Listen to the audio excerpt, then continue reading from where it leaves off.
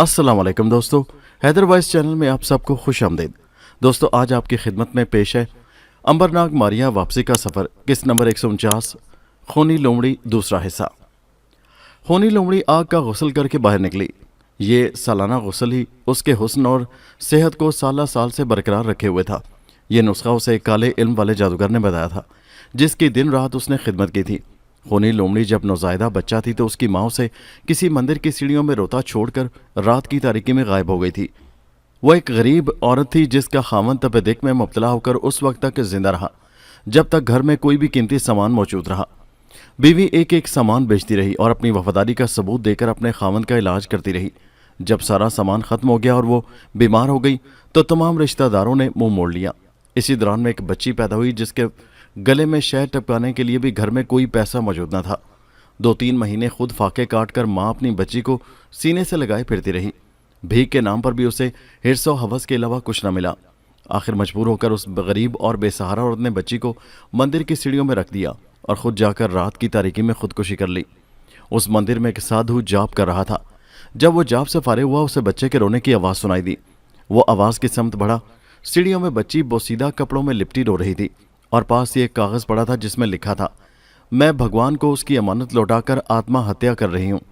साधु ने उस बच्ची को उठा लिया और सोने के चंद सिक्कों के एवज एक गरीब बुढ़िया के पास बच्ची को अमानत के तौर पर रख दिया। साधु दुनिया के किसी तख्ते पर भी होता, उस बच्ची का खर्च बुढ़िया को भिजवा देता और आखिर बच्ची 5 साल की हो गई। साधु उस शहर में लौट कर आया और बुढ़िया को इनाम इकराम देकर बच्ची को अपने साथ ले गया और उसकी परवरिश करता रहा। दरअसल वो उस बच्ची को अपने आप को अमर कर लेने का तजुर्बा करना चाहता था, लेकिन जब तजुर्बा कामयाब हो गया तो कुदरत ने उसे मोहलत न दी और वो उस लड़की को तनहा छोड़कर चल बसा। मौत उसे सांप बनकर छिल गई। हजारों मरीजों का इलाज करने वाला अपनी मौत का इलाज न कर सका। ज़माने की महरूमी और नाकामियों ने उस लड़की के अंदर ऐसा जहर भर दिया कि वो उनका बदला लेने के लिए जालिम और सफाक बन गई और आहिस्ता आहिस्ता अपना गिरोह बनाकर अपनी रूह की तस्कीन के लिए उसने लूट मार और कत्लो गारतगरी को अपना पेशा बना लिया। साधु के बनाए हुए जड़ी बूटियों के मरकब को जिस्म पर मलकर वो हर साल आग में गुस्ल करती है, जिससे उसकी उम्र अपनी जगह ठहर गई थी और वो कई साल से जिंदा थी। उस जुल्म और सितम की वजह से लोगों में खूनी लोमड़ी के नाम से मशहूर हो गई। वो जब बाहर आई तो उसके साथी तमाम इकट्ठी की हुई लड़कियों को लेकर सामने खड़े थे, जिनको जहाज में ले जाकर दूसरे शहरों की मंडियों में फरोख्त कर दिया जाता था। खूनी लोमड़ी ने एक एक लड़की को देखा और ख्यालों ही ख्यालों में उनकी कीमतों का अंदाज़ा लगाती हुई अपनी क़यामगाह की तरफ लौट आई। उन मजलूम लड़कियों में एलिज़ाबेथ भी थी, जो हाकिम सविता के घर शहजादी बनकर जन्म लेने के बावजूद लौंडी बनकर बिकने के लिए बाजार में जा रही थी।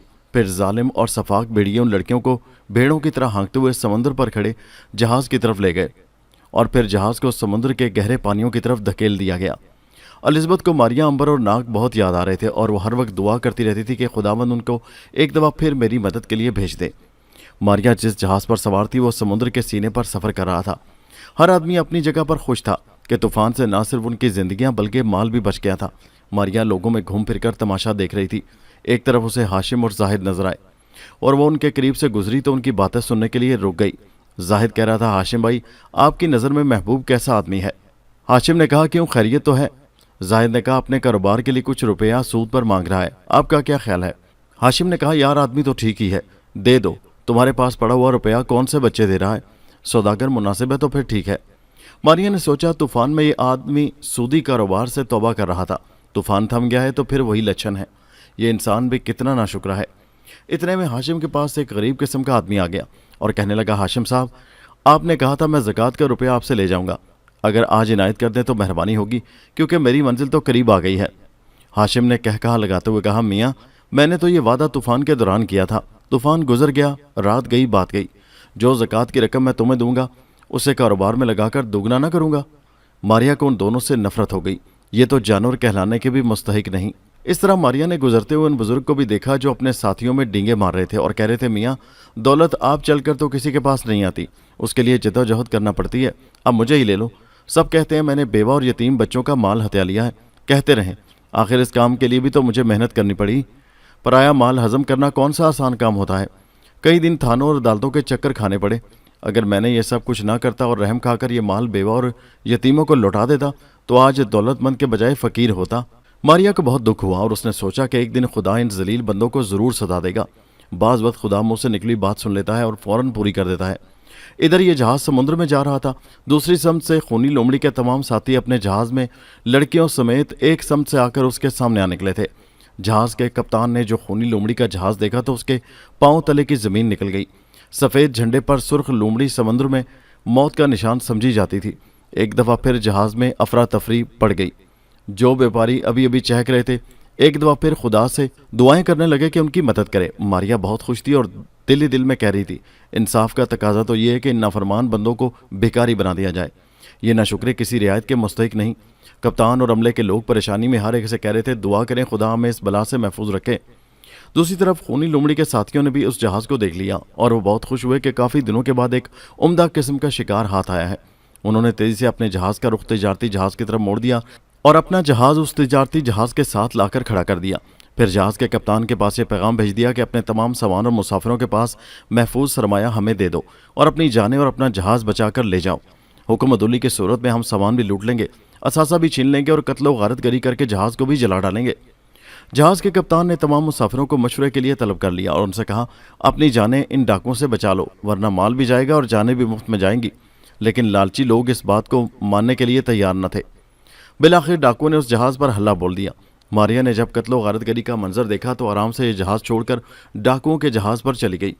डाकुओं ने एक एक आदमी की तलाशी लेकर माल बरामद कर लिया, फिर सारा सामान अपने जहाज़ पर मुंतकिल कर लिया और तमाम मुसाफिरों को हलाक कर दिया। सिर्फ कप्तान और अमले ने उनके सामने हाथ न उठाए थे। इस वजह से उनकी जान बख्शी हो गई और उनका जहाज़ जलने से बच गया और यूं नाफरमान बंदे अपने अंजाम को पहुंचे। मारिया डाकुओं के जहाज़ के एक कोने में बैठी सोच रही थी, न जाने इन जालिमों ने एलिज़ाबेथ के साथ क्या सलूक किया होगा। उसे क्या खबर थी कि एलिज़ाबेथ अपनी और कई बदनसीब साथी लड़कियों के साथ जहाज़ के तहखाने में बंद अपनी किस्मत पर आंसू बहा रही है। किस्मत की सितम ज़रीफ़ी देखिए, दोनों एक ही जहाज़ पर सफ़र करती जा रही थी, लेकिन दोनों को एक दूसरे का कोई इल्म न था। मारिया इसीलिए इस जहाज़ पर आ गई थी कि दोनों भाई तो खो ही गए हैं, वो तो खैर मिल ही जाएंगे, लेकिन एलिज़ाबेथ खो गई तो फिर उसका मिलना मुहाल था, क्योंकि ये तीनों भाई बहन तो कई हज़ार सालों से मिलते और बिछड़ते आ रहे थे। उन तीनों को एलिज़ाबेथ के लिए कई हादसों से दोचार होना पड़ा था और ज़िंदगी में शायद ये पहली मुहिम थी जिसमें उन्हें कामयाबी होकर भी नाकामी से दोचार होना पड़ा था। जहाज़ समुद्र की लहरों में झूलता हुआ चला जा रहा था और मारिया मौजों के ताने बाने सुलझाने में खोई हुई थी। रात अंबर ने बुढ़िया के झोंपड़े में बसर की। उसने अपने हाथों से बुढ़िया को खाना खिलाया, तसल्ली दी कि वो उसके बेटे को वापस लाएगा। लड़के का नाम फेडरिक था और वही उस बुढ़िया का वाहिद सहारा था। अफ्रीका के किसी जजीरे पर हबशी बदमाशों ने अपना अड्डा बना रखा था और वहाँ क्या कर रहे थे किसी को मालूम नहीं। उनके गुर्गे मुख्तलिफ शहरों में घूमते रहते और नौजवान लड़कियों को सोने की लालच देकर अपने हमरा ले जाते। वो उन्हें बताते थे, जजीरे की रेत में सोना मिला हुआ है, हम रेत से सोना निकालते हैं, जो कोई नौजवान भी हमारे साथ शामिल होगा वो सोने में हमारा हिस्सेदार बन जाएगा।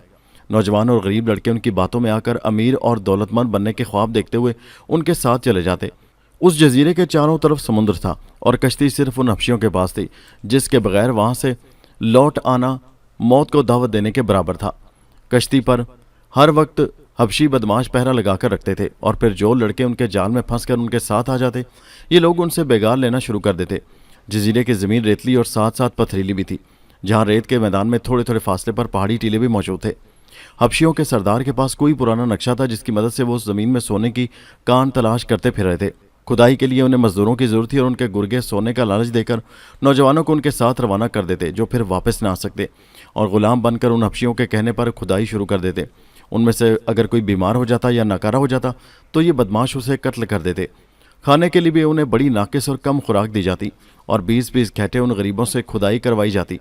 रात को एक लंबी लोहे की जंजीर के साथ सबको बांध दिया जाता। उन गरीबों का ओढ़ना और बिछोना सिर्फ और सिर्फ यहाँ की रेत ही थी।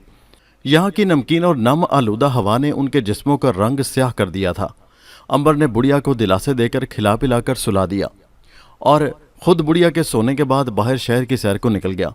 उसका ख्याल था अगर इस शहर में मारिया या नाग होंगे तो शायद उनसे मुलाकात हो जाए या उनका पता ही कोई चल जाए, क्योंकि बुढ़िया तो जागते में भी अपने बेटे के ही सपने देखती थी।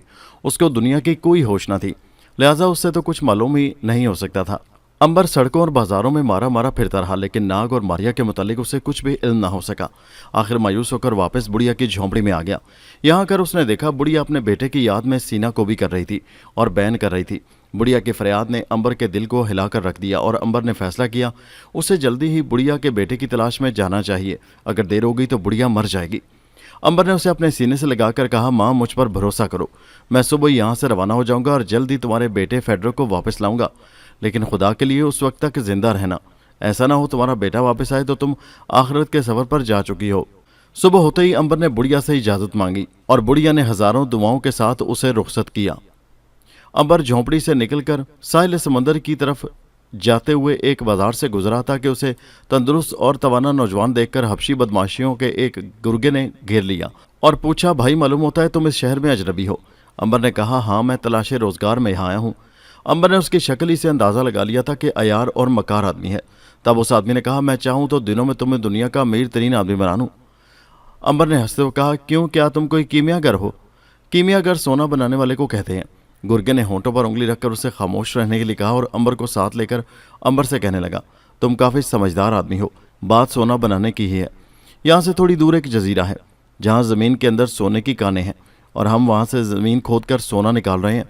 हमें तुम जैसे तंदुरुस्त और तवाना साथियों की ज़रूरत है। हम सिर्फ ऐसे बाएतमाद आदमियों को अपने साथ शामिल कर रहे हैं जो इस बात को राज भी रखें और किसी को कुछ बताए बगैर खुद हम उस जजीरे पर चले चलें। हम लालची लोग नहीं। हमारा ये असूल है, मेहनत मजदूरी करके जब सोने की कान निकालने में कामयाब हो जाएंगे तो उस तमाम सोने में मेहनत का साथियों का बराबर का हिस्सा होगा। इस सिलसिले में जो भी खर्च होगा वो हम अपने पास से करेंगे। इसका बोझ हमारे साथियों की जेबों पर ना होगा।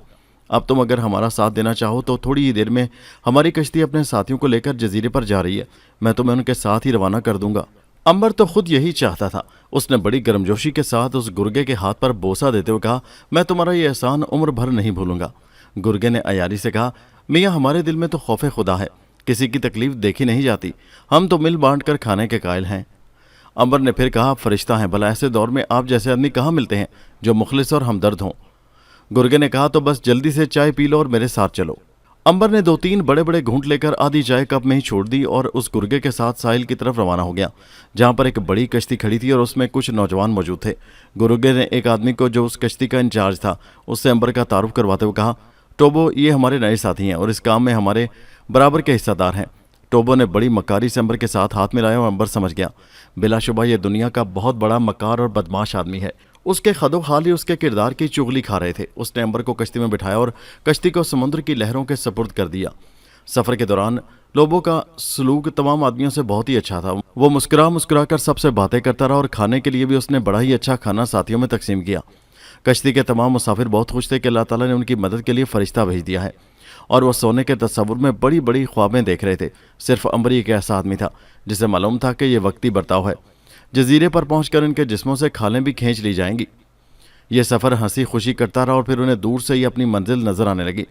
समुद्र में ज़मीन को देखकर लोबों ने सबसे कहा, हमारी जन्नत आ गई है, सब तैयार हो जाओ। फिर आहिस्ता आहिस्ता उनकी कश्ती एक वीरान जजीरे पर पहुंच गई। सब साथी उतरकर ज़मीन पर पहुंच गए जहाँ 4 हबशी पहले से मौजूद थे और उन्होंने कश्ती को किनारे पर गाड़े हुए एक खूंटे से बांध दिया और यही चारों उस कश्ती की दिन रात हिफाजत पर मामूर थे। लोबो उन तमाम साथियों को लेकर जो तकरीबन 25 थे जजीरे के एक तरफ रवाना हो गया। कई टीले पार करने के बाद उन्हें एक बड़ा सा झोंपड़ा नजर आया जहाँ 4 हबशी तलवारें लिए पहरा दे रहे थे जो शक्ल ही से भेड़िए मालूम होते थे। लोबो उन सब को लेकर झोंपड़े में दाखिल हुआ जहाँ उनका सरदार जेरी होम एक बुल डॉग की शक्ल का शैतान बैठा हुआ फल खा रहा था। लोबो ने कहा, सरदार ये नए 25 साथी आ गए हैं। जेरी होम ने उस तरह एक एक का जायजा लिया जैसे कोई कसाई बकरा खरीदते वक्त उसके गोश्त का अंदाजा करता है। उसकी आंखों में शैतानी चमक साफ नजर आ रही थी, चेहरे पर लोमड़ियों वाली अयारी मौजूद थी। उसने सफाकाना लहजा इख्तियार करते हुए कहा, लोबो जाकर इन्हें काम पर लगा दो, वक्त का एक एक लम्हा कीमती है। फिर उसने सबको मुखातिब करते हुए कहा, सुनो, तुम्हारे हाथ एक पल के लिए भी रुक गए तो हंटर की ज़रब तुम्हें दोबारा मसरूफ़ कर देगी। तुम्हें अब तमाम उम्र यहाँ गुजारनी है और यहीं पर तुम्हारी कब्रें बनेंगी। बाहर की दुनिया से तुम्हारा ताल्लुक़ ख़त्म हो गया है। वापस जाने के लिए कश्ती की ज़रूरत होगी जो तुम्हें नहीं मिल सकती। बाहर की कोई इमदाद तुम तक नहीं पहुँच सकती क्योंकि ये जजीरा आम रास्ते से काफ़ी दूर है। अंबर ने कहा, सरदार हमें तो ये कहकर यहाँ लाया गया है कि हम तुम्हारे साथ इस सोने में बराबर के शरीक हैं, लेकिन तुम्हारे रवैये ने जाहिर कर दिया है कि हम यहाँ कैदी बनाकर लाए गए हैं। जेरी ने एक बुलंद कहका लगाया और कहा, बेवकूफ़, हम तुम्हारे एवज़ इन गुर्गों को मुआवजा अदा करते हैं जो तुम लोगों को सब्ज़ बाग दिखाकर और सोने की लालच देकर हमारे हवाले करते हैं। मैं तुम लोगों को साफ साफ बता दूं, तुम लोगों की हैसियत सिर्फ ज़र खरीद गुलामों की तरह है। यहाँ दिन रात तुम लोगों को काम करना होगा और काम करते करते ही तुम मर जाओगे। यहाँ बगावत की सज़ा मौत है। मेरे शिकारी कुत्ते रोज़ इंसानी गोश्त के इंतज़ार में रहते हैं। तुम लोगों के कपड़ों की बू इनको सुंघा दी जाएगी और तुम्हारे ये कपड़े अपने पास हम महफूज रखेंगे। भाग जाने की कोशिश करने वालों के हम पीछे नहीं जाते, उनका पीछा हमारे कुत्ते ही करते हैं, जो रात के वक्त खोल दिए जाते हैं। जब मैं और मेरे साथी सो जाते हैं तो ये कुत्ते जागकर पहरा देते हैं। कुत्तों की खुराक बनने वाले मजदूरों की जगह दूसरे लोग आकर कमी पूरी करते रहते हैं।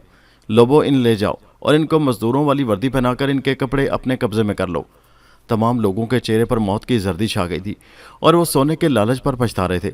उन्होंने अपने घर वालों को भी इस राज के मुतालिक कुछ न बताया था। उनके लवाकिन भी बुढ़िया की तरह उम्र भर उनकी ज़िंदगी की आस लिए उनके गम में मातम करते रहेंगे। बाज़ कमज़ोर दिल के थे, रो भी दिए थे। उनमें से कोई अपने ख़ानदान से साल साल की गुर्बत ख़त्म करने के लिए आया था।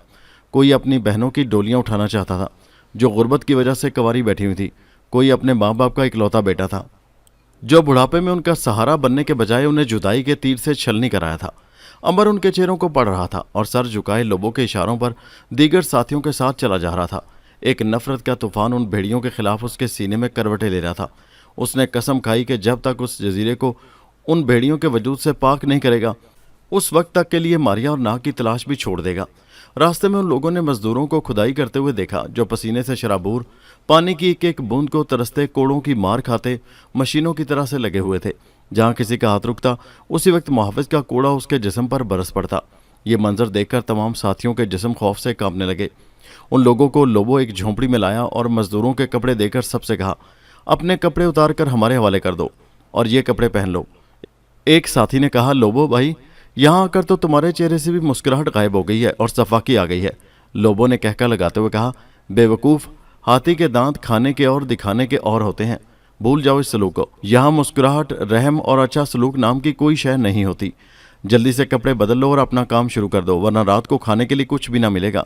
हम बगैर काम के खाना किसी को नहीं देते। फिर जल्दी जल्दी सब ने अपने कपड़े बदल लिए और उनके हाथों में कुदालें थमा दी गईं और उन्हें मजदूरों के साथ ज़मीन की खुदाई पर लगा दिया गया। सूरज की तमाज़त से उनके जिस्म पिघले जा रहे थे, हलक में कांटे से पड़ गए थे और ज़ुबान खुश्क होकर तालू से जा लगी थी। जब भी किसी का हाथ रुकता, उसकी पीठ पर कोड़ा पड़ता। उन्हें आज का सूरज सवा नेज़े पर मालूम हो रहा था। पसीना चोटी से एड़ी तक बह रहा था और ये गुलाम सोने के लिए ज़मीन का सीना फाड़ रहे थे। दिन भर क़यामत का दिन रहा। ऐसा लगता था कि एक दिन कई साल का है। सूरज गुरूब होने का नाम ही नहीं लेता था। ज़मीन अंदर से पथरीली थी, जिसकी वजह से कुदाल ज़रब लगाने के बाद अपने मुंह पर वापस आती थी। खुदा खुदा करके सूरज की तमाज़त ख़त्म हुई। यहाँ तो साए के लिए कोई दरख्त भी ना था। चटियल मैदान में सूरज को गुरूब होते भी काफ़ी देर लगती है, लेकिन चूंकि हर दिन के बाद रात आती है, यही निज़ाम कुदरत है, इसलिए ये दिन भी ख़त्म हो ही गया और रात धीरे धीरे दबे कदमों से आती गई और आहिस्ता आहिस्ता अंधेरा फैलता गया और फिर अंधेरे ने उन हबशियों की तरह से उजाले को निगल लिया। तब जाकर मुहाफिजों ने उन मजदूरों को छुट्टी दे दी। यहाँ पीने के पानी की भी बहुत किल्लत थी और वो भी कश्ती के ज़राए और कहीं से लाया जाता था, लिहाजा पानी की एक ख़ास तादाद मजदूरों के लिए मुकर्रर थी। इससे ज़्यादा पानी पीने को भी नहीं मिलता था। नहायत नाकिस किस्म की गंदम के आटे की रोटी और उबली हुई सब्जियाँ, चंद घूंट पानी के, ये थी कैदियों की खुराक। नए आने वालों के हाथों में बड़े बड़े छाले पड़ गए थे और पुराने साथी उनको तसल्ली दे रहे थे कि फ़िक्र न करो, आहिस्ता आहिस्ता हाथों का ये हिस्सा जिसमें कुदाल पकड़ी जाती है बेहिस हो जाएगा। रात को सारे कैदियों को एक बहुत मोटी और लंबी जंजीर के साथ रेत और पत्थर के बिस्तर पर आसमान के नीचे छोड़ दिया जाता और हिफाजती कुत्ते आज़ाद कर दिए जाते, जिनकी शक्ल देखकर ही खौफ से आदमी कांपने लगता था। जब काफ़ी रात हो गई तो अंबर ने पुराने कैदियों से फेडरक के बारे में पूछना शुरू कर दिया। यहाँ कोई एक दूसरे के नाम से वाकिफ न था। आखिर कई कैदियों से पूछने के बाद एक दुबला पतला लड़का अंबर को मिल ही गया, जिसकी आंखें अंदर को धसी हुई थी और रंग सूरज की गर्मी की वजह से तवे की तरह स्याह हो गया था। सख्त मेहनत और खुराक की कमी ने उसे खासा लागर बना दिया था। अंबर ने जो उसे बताया कि उसकी माँ उसके लिए बेहद परेशान है, तो लड़का रोने लगा और कहने लगा, मेरी माँ सब्र क्यों नहीं कर लेती, वो समझ क्यों नहीं लेती कि मैं मर गया हूँ। अंबर ने कहा, नहीं फेडरिक, तुम जिंदा रहोगे। मौत इतनी बेरहम नहीं कि बूढ़ी माँ की लाठी भी छीन ले। फेडरिक ने कहा, मुझे ज़िंदगी की नहीं मौत की दुआ दो दोस्त। ज़िंदगी तो यहाँ मौत से भी बेहतर है। यहाँ तो एक एक घड़ी के बाद मरना पड़ता है। तुमने खुद यहाँ आकर अंदाज़ा कर लिया होगा यहाँ ज़िंदगी कितनी तकलीफ दे है। अंबर ने कहा, तू फिक्र न कर, मैं तुम्हारी माँ से वादा करके आया हूँ कि तुम्हें वापस ले आऊँगा। फेडरिक रोने लगा और कहने लगा, तुमने मेरी ज़िंदगी की आस दिलाकर मेरी माँ के साथ जुल्म किया है भाई। इस कैद खाने से कोई भी नहीं वापस जा सकता। इस कोशिश में कई लोग जिंदगियां गंवा चुके हैं। दिन के वक्त ये भेड़िए हमारे सरों पर सवार रहते हैं और रात के वक्त आदमखोर कुत्ते इस जगह इंसानी गोश्त के जुस्तजू में घूमते रहते हैं। यहाँ से फ़रार के लिए कश्ती ज़रूरी है जो इन जालिमों के कब्ज़े में है। फिर किस उम्मीद पर तुम झूठी तसल्लियां दे रहे हो? आज़ादी के ख्वाब देखना छोड़ दो साथी, मौत के इंतजार में घड़ियां गिनते रहो, जो एक ना एक दिन जरूर आ जाएगी। अंबर ने कहा, दिल छोटा ना करो फेडरिक, तुम नहीं जानते, इंसान अगर हिम्मत कर ले तो पहाड़ और समुद्र भी उसे राह दे देते हैं। अपने अंदर खुद एतमादी पैदा करो, सिर्फ चंद दिन की मुझे मोहलत दरकार है, मैं ज़रा यहाँ का तमाम निज़ाम समझ लूँ। फिर ना सिर्फ तुम बल्कि मैं कसम खा चुका हूँ, यहाँ का हर कैदी आज़ाद करवा के दम लूंगा और इनके कुत्ते इन्हीं के गोश्त पर दावत उड़ाएंगे। फिर अंबर ने अपने पांव से बंधी हुई जंजीर को तोड़कर अपने आप को आज़ाद करवा लिया। फेडरिक हैरत से उसे देखने लगा कि इतनी मोटी लोहे की जंजीर अंबर से कैसे टूट गई। अंबर ने कहा, मैं ज़रा घूम फिर कर यहाँ के हालात देखूं। फेडरिक ने कहा, दोस्त, आदमखोर कुत्ते खुले हुए हैं, उनसे होशियार रहना। अंबर ने कहा, तुम उनकी फिक्र न करो। और फिर अंबर उसके पास अंधेरे में गुम हो गया।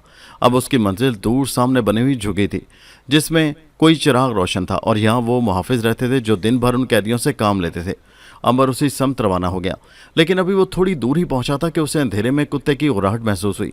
वो अंधेरे में रहने के बायस अंधेरे में देखने का आदी हो गया था।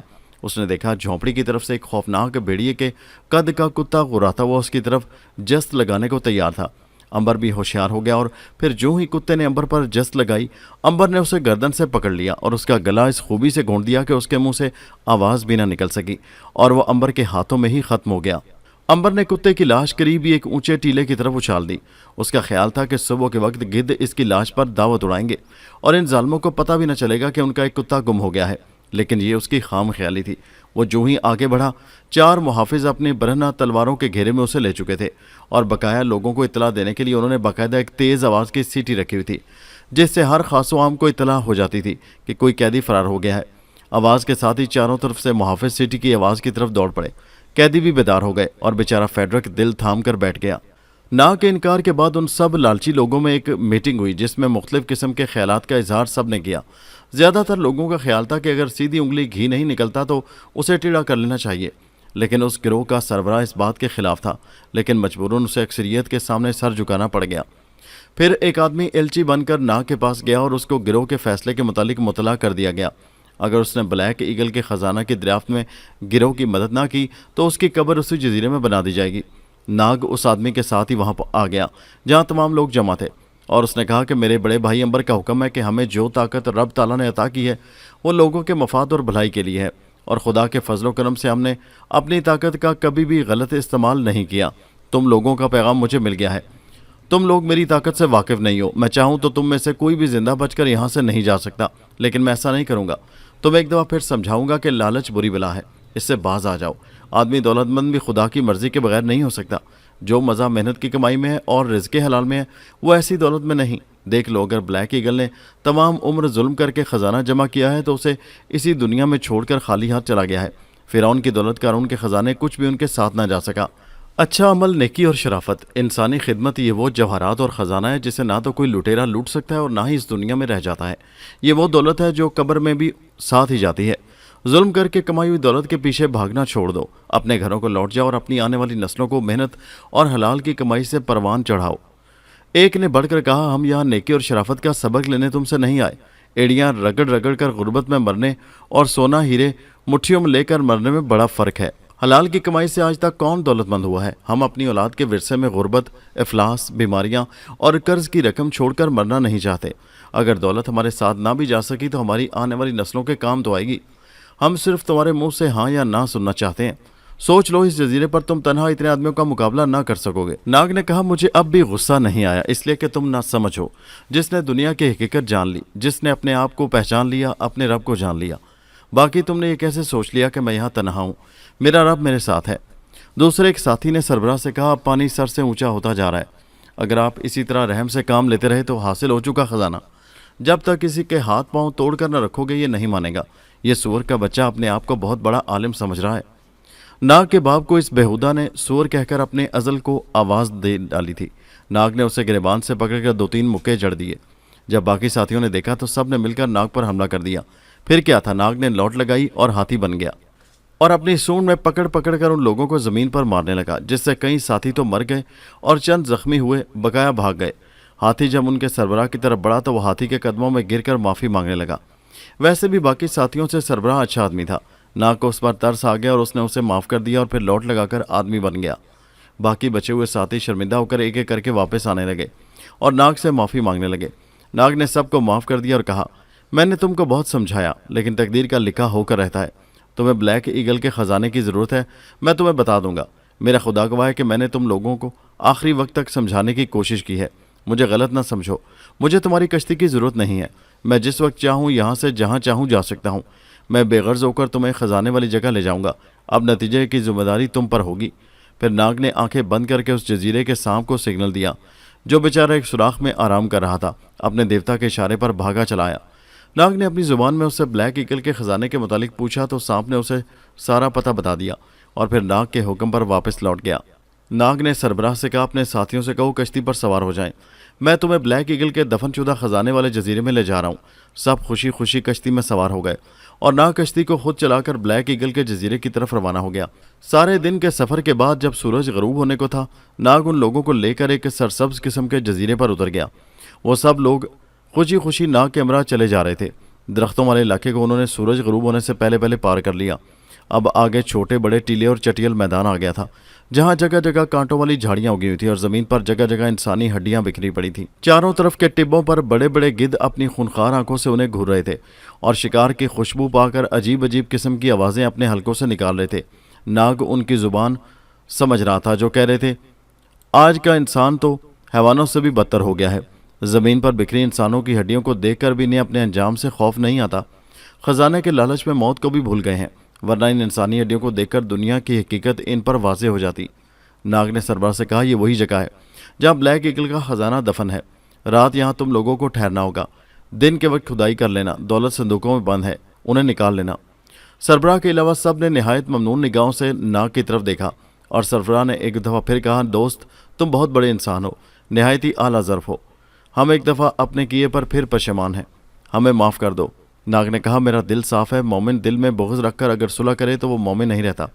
सच्चा मुसलमान वही है जो बात उसके दिल में हो वही ज़ुबान पर हो और वही चेहरे से आया हो। बेहतर है अब तुम लोग मुझे इजाज़त दे दो। सरदार ने कहा, हमें खुशी होती अगर इस दौलत में से आप भी अपना हिस्सा ले लेते। नाग ने मुस्कुराकर कहा, भाई दौलत हमारे किस काम की है? हमने तो कोई रहने के लिए मकान नहीं बनाया, फिर दौलत को क्या करेंगे? यह तो फितने फसाद का बायस है। सरदार ने कहा, फिर भी आप ख़जाना निकालने तक तो हमारे साथ रहें। नाग ने कहा, ठीक है, अगर तुम मोहब्बत से कहते हो तो रात यहीं गुजार लेता हूँ। ये रात सारे दोस्तों ने जाग कर गुजार दी। उन्हें यकीन ही नहीं आता था कि वो इतनी आसानी से इतने बड़े ख़जाने तक पहुँच गए हैं, जिसके लिए मुख्तलिफ वक्फों में कई पार्टियों ने अपनी जानें ज़ाया कर दी और फिर भी उसे हासिल न कर सके। अब हर आदमी के दिल में एक ही बात थी कि किसी सूरत भी सारा ख़जाना तनहा मुझे मिल जाए। हर आदमी के दिल में बेईमानी आ चुकी थी और हर साथी दूसरे के लिए अपनी बगल में छुरी लिए फिर रहा था। हर कोई ख़जाना मिल जाने के इंतज़ार में था। नाग ने ख़जाना के सांपों से कह दिया था कि वो ख़जाना छोड़कर चले जाएं। जो काम वो करना चाहते हैं ये इंसान खुद ही सर अंजाम देंगे। लिहाजा तमाम सांप खजाना छोड़कर चले गए थे। फिर सुबह हो गई और गिद्ध दावत उड़ाने के ख्याल से फड़फड़ाने लगे। तमाम गिरोह के लोगों ने कश्ती से खुदाई का सामान निकाल लिया था और फिर नाग के बताए हुए मकाम पर खुदाई शुरू कर दी। कोई 2 घंटे की खुदाई के बाद उनकी कुदालें किसी सख्त चीज़ से टकराकर आवाज़ पैदा करने लगी। मिट्टी हटाई गई तो वो सख्त चीज़ संदूकों के ढक्कन थे। जल्दी जल्दी खुदाई करके मिट्टी हटाई गई। एक ही लाइन में कई संदूक गड़े हुए निकाले गए। जब उनके ढक्कन खोले गए तो सब हैरान रह गए। ये सब सोने और मोतियों से भरे हुए थे। इतनी दौलत देखकर उनकी आंखें चकाचौंध हो गईं। उनके ख्वाबों की ताबीर उनके सामने थी और उनके हाथों की गिरफ्त अपने हथियारों पर मजबूत हो चुकी थी। उनमें से हर कोई उस सारे खजाने का अपने आप को तन्हा मालिक समझ रहा था। फिर इब्तिदा शुरू हो गई। उनमें से एक साथी ने दूसरों की नज़र बचाकर मोती और हीरे अपनी जेब में डाल लिए। एक साथी ने यह देखकर 2 मुट्ठियां भरकर जेब में डाल ली। बकाया ने जो ये देखा तो उन्होंने भी दोनों हाथों से संदूक खाली करना शुरू कर दिया और फिर इसी लूट मार में उनका एक दूसरे से झगड़ा हो गया। सरबराह ने बहुत समझाने की कोशिश की, लेकिन बजाय समझने के एक साथी ने अपने खंजर से उसका काम तमाम कर दिया। फिर क्या था, उन लोगों में आज़ादाना तौर पर हथियारों का इस्तेमाल शुरू हो गया। छुपे हुए हथियार और छुपी हुई तलवारें सामने आ गईं। एक ने दूसरे और दूसरे ने तीसरे को कत्ल करना शुरू कर दिया। तलवारें चलती रहीं, गले कटते रहे, खून बहता रहा और लालची इंसान ख़त्म होते गए, यहाँ तक कि उनमें से एक बाकी न बचा। उनकी लाशें दौलत के ढेर के करीब पड़ी थी और उस दुनियावी मालो दौलत को यहीं छोड़कर वो खाली हाथ वापस लौट गए थे। नाग ने नहायत अफसोस के साथ उन लालची इंसानों को देखा। फिर बिखरी हुई तमाम दौलत इकट्ठी करके संदूकों में बंद करके उन्हें दोबारा ज़मीन में दफन कर दिया। उसने दौलत के मुहाफिज सांपों को फिर हुक्म दिया कि अपनी अमानत संभाल लें और समुद्र के किनारे कश्ती को खोलने लगा। गिद्धों ने जो मैदान साफ देखा तो लाशों पर टूट पड़े। अब नाग की कश्ती दोबारा समुद्र में लहरों के झूलने में झूलती हुई चली जा रही थी। उधर मारिया खूनी लोमड़ी के जहाज में बड़े आराम से बैठी उन डाकुओं से छेड़छाड़ कर रही थी और उन्हें परेशान कर रही थी। वो किसी का खाना उठाकर खा जाती, किसी के गुदगुदी कर देती और किसी के सर पर चपत जमा देती। सब डाकू हैरान थे। पहले तो कभी ऐसा नहीं हुआ, जरूर कोई बदरू उनके जहाज पर आ गई है। लेकिन ये सफाक लोग रूहों से भला क्या डरने वाले थे। उधर मारिया हंसी मजाक में वक्त गुजार रही थी, दूसरी तरफ एलिज़ाबेथ बुखार में मुब्तला होकर पड़ी सिसक रही थी और मौत की दुआएं मांग रही थी। अब ये जहाज फिर वापस अपने जजीरे पर जा रहा था, क्योंकि उन्होंने सोचा कि लूटा हुआ इतना माल और सामान साथ लेकर सफ़र करना ठीक नहीं, पहले इसे ठिकाने लगाना चाहिए। लड़कियां तो उनके पास ही मौजूद हैं, कहीं भागी तो नहीं जा रही। लिहाजा एक दफ़ा फिर जहाज़ उसी जजीरे की तरफ जा रहा था और मारिया इसलिए खुश भी थी कि जजीरे पर जाकर वो एलिज़ाबेथ से मिलेगी। एलिज़ाबेथ उसे दोबारा पाकर कितनी खुश होगी। ये मासूम सी शहजादी जो दुखों के चुंगल में फंस कर रह गई थी, एक ही जहाज़ में होते हुए भी दोनों की मुलाकात न हो रही थी, इसको तकदीर कहते हैं। हवा मुवाफिक थी और समुद्र पुरसुकून, रास्ते में कोई रुकावट ना हो तो सफ़र जल्दी ही कट जाता है। और फिर यही हुआ, जहाज़ अपने जजीरे की ज़मीन से आ लगा, जहाज़ से तमाम सामान उतारा जाने लगा। मारिया तो पहले ही जहाज़ से उतरकर जजीरे में एलिज़ाबेथ की तलाश में चली गई। उसने एक एक कोना देख मारा, लेकिन एलिज़ाबेथ का कहीं निशान तक न मिला। फिर इसी तलाश में उसकी मुलाकात खूनी लोमड़ी से हो गई, जो लुटे हुए सामान को देखकर बहुत खुश थी। मारिया ने उसकी आंखों में बिलाशुबा ऐसी ताकत देखी जो शिकार को देखकर उसको मगलूब करने के लिए शेर की आंखों में होती है। एक सहर था उसकी आंखों में। हालांकि वो खूबसूरत तरीन औरत थी, लेकिन फिर भी उसकी आवाज़ में भेड़ियों जैसी गुर्राहट थी। और इसी दौरान में लड़कियों का जिक्र भी आ गया तो मारिया को पता चला वो बदनसीब इसी जहाज़ के तहखाने में बंद हैं, जिस पर वो कई रोज़ सफ़र करती रही है। मारिया खूनी लोमड़ी के सामने आने से घबरा रही थी। वो सोच रही थी कि यह पुरस्रार औरत कहीं उसे देख लेने की ताकत ही न रखती हो, इसलिए वो छुप कर ही दूर से उस औरत का मुशाहिदा कर रही थी। खूनी लोमड़ी ने जहाज़ के इंचार्ज से कहा, लड़कियों को जहाज़ से उतार लो। मेरा इल्म कहता है कि समुद्र में फिर तूफान आएगा। कम से कम एक हफ्ते के लिए यह सफ़र मुलतवी कर दो। और देखो, लड़कियों की सेहत का ख़ास ख्याल रखो। इनकी सेहत बर्बाद हो गई तो कोई एक कौड़ी में भी इन्हें नहीं खरीदेगा। इंचार्ज ने सर झुकाकर कहा, आप दुरुस्त फरमाती हैं मैडम, ऐसा ही होगा। खूनी लोमड़ी ने कहा, तमाम सामान को ठिकाने पर लगा दो, मैंने देख लिया है, और एक हफ्ता आराम करो। इंचार्ज ने कहा, मैडम, तूफ़ान से अपने जजीरे को तो कोई ख़तरा नहीं। खूनी लोमड़ी ने कहका लगाया और कहा, बेवकूफ़, हम कई सदियों से यहाँ हुकूमत कर रहे हैं और एक बार भी इस समुद्र को जुर्रत नहीं हुई कि हमारी ज़मीन पर आ जाए। हम दूसरों का कदम इस ज़मीन पर बर्दाश्त करने के आदी नहीं हैं। इंचार्ज ने काम कर कहा, आपने दुरुस्त फरमाया है मैडम। लोमड़ी ने कहा, जाओ और हुक्म की तामील करो, जजीरे की सलामती का सोचना हमारा काम है। फिर वो फिरौनों के अंदाज में अपनी अकड़ी हुई गर्दन के साथ वहाँ से चली गई। मारिया ने देखा इंचार्ज ने उसके जाने के बाद एक ठंडी सांस ली और पसीना साफ किया, जो खौफ और डर की अलामत थी। हालांकि मारिया लड़ाई में सफाक डाकू को देख चुकी थी, वो कितना बहादुर, निडर और जालिम है। तलवारों की छाव में मौत की आंखों में आंखें डालकर मुस्कुराने वाला बहादुर खूनी लोमड़ी के सामने थर थर कांप रहा था। इस बात ने मारिया को भी खासा मरूब कर दिया था। लेकिन अब वो वक्त ज़ाया करने के बजाय एक दफ़ा फिर जहाज़ की तरफ लौट गई। डाकू जहाज़ के तहखाने से लड़कियां निकाल कर बाहर ला रहे थे। मारिया ने देखा एलिज़ाबेथ चलने के बजाय घिसट रही थी, वो भी साथ साथ चलने लगी। डाकुओं ने तमाम लड़कियों के गार में लाकर बंद कर दिया। एलिज़ाबेथ ज़मीन पर लेट गई। एक डाकू ने आकर उसे देखा और कहा, तुम्हें तो बुखार है, बताया क्यों नहीं? मैं अभी हकीम को भेज देता हूँ। मारिया ने आकर अपने हाथ एलिज़ाबेथ के माथे पर रखकर बुखार का अंदाज़ा करना चाहा। एलिज़ाबेथ चौंक पड़ी। मारिया ने कान में सरगोशी की, घबराओ नहीं मेरी जान, मैं आ गई हूँ। एलिज़ाबेथ के जर्द चेहरे पर सुर्खी दौड़ गई और उसने रो देने वाले अंदाज में कहा, मारिया बाजी। उसका गला रुंध गया और आंसू बहने लगे। मारिया ने कहा, रो नहीं मेरी जान, तुम ठीक हो जाओगी। एक हफ्ते के लिए यह सफ़र मुलतवी हो गया है और इसी एक हफ्ते में मैं तुम्हें यहाँ से ले जाऊँगी। इतनी देर में डाकू हकीम को लेकर आ गया, जिसने मुआयना करने के बाद एलिज़ाबेथ को दवाई दी और कहा, आराम करो, तुम्हारी तबीयत जल्दी ठीक हो जाएगी। फिर डाकू से कहा, इसको मक्खन, दूध और फल खाने में दो। हकीम वापस चला गया तो एलिज़ाबेथ ने नाग और अंबर के मुतालिक पूछा। मारिया ने बताया कि हम तीनों ये मालूम करने के बाद कि खूनी लोमड़ी के साथी तुम्हें उठाकर अपने जजीरे पर ले गए हैं, एक कश्ती पर आ रहे थे, लेकिन समुद्री तूफान ने हमें आ लिया। कश्ती छोटी थी, मुकाबला न कर सकी और तूफान की नज़र हो गई और हम तीनों बिछड़ गए। अब पता नहीं नाग और अंबर कहाँ हैं, लेकिन तुम फिक्र न करो, मैं तो तुम्हारे पास हूँ। फिर डाकू दूध, मक्खन और फल एलिज़ाबेथ के लिए ले आया और मारिया ने ज़बरदस्ती एलिज़ाबेथ को दवाई भी खिलाई और दूध भी पिलाया और एलिज़ाबेथ से कहा, तुम्हारे असाब में तनाव आ गया है, दिमाग पर जोर मत दो और हर चीज़ से बेनियाज होकर सो जाओ, तुम बिल्कुल ठीक हो जाओगी। एलिज़ाबेथ ने कहा, बाजी मैं पत्थर का दिल कहाँ से लाऊं? मारिया ने कहा, मेरी बहन, सिर्फ सोच सोच कर ही तो तकदीर नहीं बदल जाती। बुरा वक्त गुजारने के लिए मर्दानावार मुकाबला करना पड़ता है, हिम्मत से काम लेना पड़ता है। जो होना है होकर रहेगा, फिर हम गम क्यों करें? کیا ہم تقدیر کے لکھے کو مٹا سکتے ہیں؟ اگر ایسا ممکن نہیں تو پھر حالات کے بڑھ کر قدم لیے جائیں۔ اب باتیں مت کرو اور چپ چاپ سو جاؤ۔ الزبتھ مسکرائی اور کہا، مجھے سوتی ہی چھوڑ نہ جانا۔ ماریا نے کہکا لگایا اور کہا، پگلی، ہم تو برے وقت میں انسان کا سایہ بن کر ساتھ رہتے ہیں۔ سو جاؤ، میں ذرا فرار کے لیے اپنی کارروائی شروع کرنی چاہتی ہوں۔ الزبتھ سو گئی اور ماریا باہر آ کر سوچنے لگی، اگر ہم نے پھر کشتی پر فرار کا راستہ اختیار کیا اور بقول خونی لومڑی کے سمندر میں طوفان آ گیا، میں تو خیر بچ جاؤں گی، اس لیے کہ ابھی موت ہمارے لیے نہیں ہے، لیکن الزبتھ کا کیا ہوگا؟ وہ انہی سوچوں میں گم ایک سمت چلی جا رہی تھی۔ دن کے وقت امبر کو تمام قیدیوں کی موجودگی میں زنجیر میں جکڑ کر میدان میں لایا گیا۔ پھر تمام قیدیوں کو حکم دیا گیا کہ ایک جگہ اکٹھے ہو جائیں اور اپنی آنکھوں سے فرار ہونے والے مجرم کی سزا دیکھ لیں، تاکہ آئندہ کوئی ایسی جرت کرنے کی کوشش نہ کر سکے۔ حبشی تمام قیدیوں کو دھکیل کر میدان میں لے آئے اور ان کے سامنے امبر زنجیروں میں بندھا کھڑا تھا۔ پھر سردار کے حکم سے 12 شکاری کتے زنجیروں سے آزاد کر دیے گئے، جو چاروں طرف سے امبر کی طرف غراتے ہوئے بڑھنے لگے۔ یہ ظالمانہ کارروائی دیکھ کر قیدیوں کے ماتھے پر پسینہ آ گیا۔ امبر نے مسکرا کر حبشیوں کی طرف دیکھا۔ فیڈرک بیچارے کا برا حال تھا، وہ رو رہا تھا اور کہہ رہا تھا، فادر، اس قیدی پر رحم کر، یہ مجھے قید سے آزاد کروانے آیا تھا، خود ہی زندگی کی قید سے آزاد ہو رہا ہے۔ کتوں نے امبر کے گرد اپنا حلقہ تنگ کرنا شروع کر دیا۔ امبر نے ایک ہی جھٹکے میں اپنے گرد لپٹی ہوئی زنجیر کو توڑ پھینکا، جس پر قیدیوں میں خوشی کی لہر دوڑ گئی، لیکن حبشی غصے سے اس طاقتور قیدی کو دیکھنے لگے۔ امبر نے اپنے ہاتھ اور پاؤں آزاد کر لیے، کتے اپنی خونی زبانیں نکالے اس کی طرف بڑھ رہے تھے۔ قیدیوں کی نظر میں موت دبے پاؤں امبر کی طرف بڑھ رہی تھی۔ پھر ایک کتے نے خوفناک اراہٹ کے ساتھ امبر پر جست لگائی۔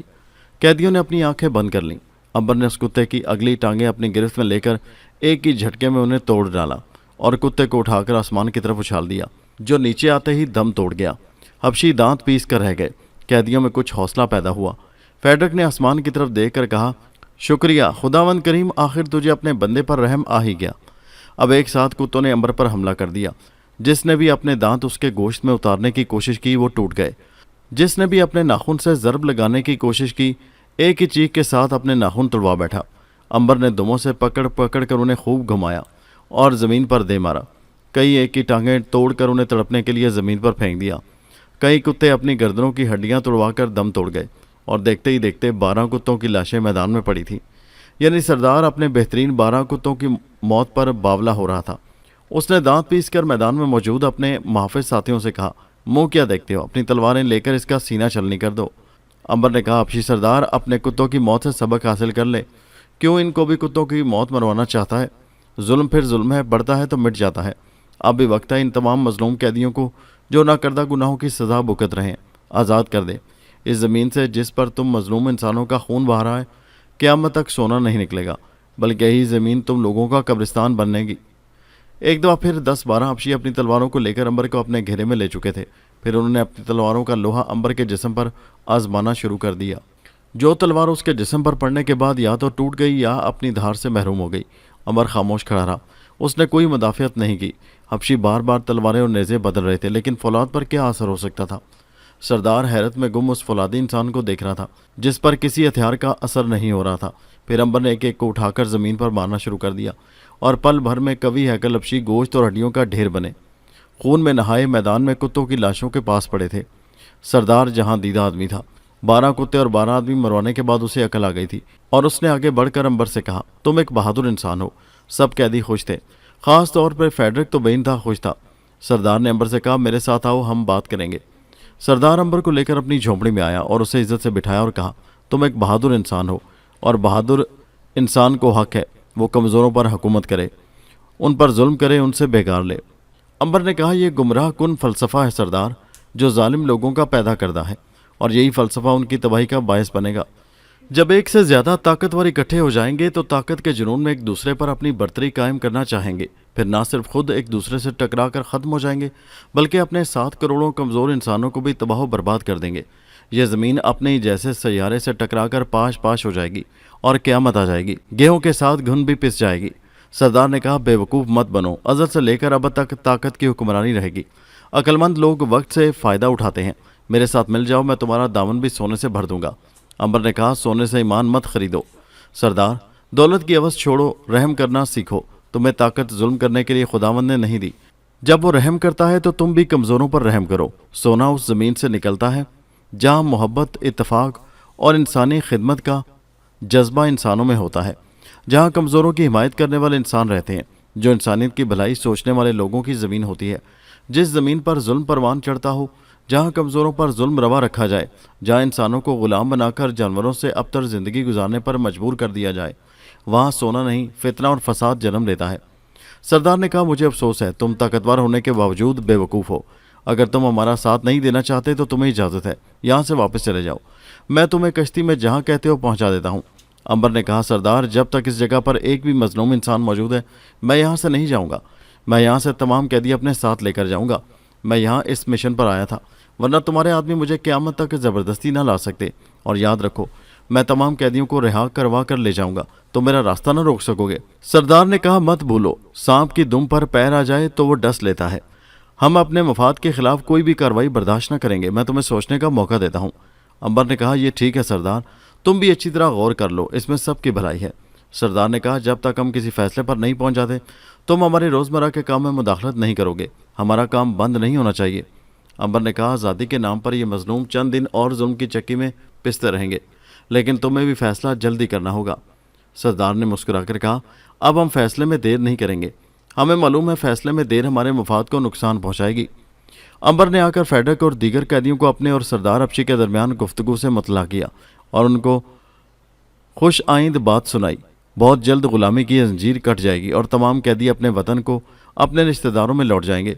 इस बात से मुर्दा जिस्मों में एक बार फिर जिंदगी की हरारत पैदा हो गई थी। तमाम कैदी अंबर को अपना निजात दहिंदा समझकर दुआएं दे रहे थे। आज फिर रोज़ की तरह कैदी खुदाई में मसरूफ़ रहे। सूरज के शोले उनके जिस्मों को जलाते रहे, लेकिन आज उन्हें इस तकलीफ़ का ज़रा भी एहसास न हुआ। आज सालों लंबा दिन घंटों में गुजर गया। फिर अंधेरा छाने लगा, हबशियों के जिस्म की तरह स्याह अंधेरा। रोज़मर्रा की तरह कैदियों में खुराक तस्लीम कर दी गई, लेकिन अंबर को सरदार ने पैगाम भेजा कि वो खाना मेरे साथ खाए। लेकिन अंबर ने इनकार करते हुए पैगाम भेजा कि मैं वही खुराक खाऊंगा जो इन कैदियों को मिलती है। जब सब कैदी खाना खा चुके तो अंबर के लिए भी खाना आ गया। अंबर को तो खैर भूख का एहसास ही नहीं होता, लेकिन कैदियों का दिल रखने की खातिर उसने भी कैदियों वाला खाना खाया। फिर रात ने उन सबको अपने दामन में समेट लिया। लेकिन खिलाफ मामूल आज अंबर को भी नींद आ गई, जिसकी वजह वो बेहोशी की दवा थी जिसे खाने में मिलाकर उसे दिया गया था। तकदीर उन कैदियों पर मेहरबान होते हुए फिर नामेहरबान हो गई थी। जब कैदी थके हुए सो रहे थे, एक जगह अंबर भी सो रहा था, लेकिन आज की रात सरदार जाग रहा था, उसके साथी भी तैयार थे। फिर अंबर को बगैर आवाज़ किए आराम से उन कैदियों में से उठा लिया गया। कश्ती तैयार थी जिसमें उसे डालकर हबशी तेजी से कश्ती को समुद्र के उस इलाके की तरफ ले गए जहाँ भंवर पैदा होते हैं और जो भी चीज़ उनमें आ जाए उनके चक्कर से नहीं निकल सकती। उस इलाके में पहुंचकर हबशियों ने बेहोश अंबर को उठाकर पानी में फेंक दिया और वो लहरों के बहाव के साथ साथ भंवर की जद में आ गया और पानी के साथ ही घूमने लगा। हबशी दोबारा अपनी कश्ती लेकर वापस लौट आए। उधर नाग परिंदा बनकर उड़ता हुआ समुद्र की सतह के साथ साथ चला आ रहा था। अब उसका रुख खूनी लुमड़ी के जजीरे की तरफ था। सफ़र काफ़ी लंबा था। नाग समुद्र पर इसलिए प्रवास कर रहा था कि शायद कोई जहाज़ या कश्ती उस समत जाती मिल जाए तो उसमें सवार होकर जल्दी ही एलिज़ाबेथ की मदद को पहुंच जाए।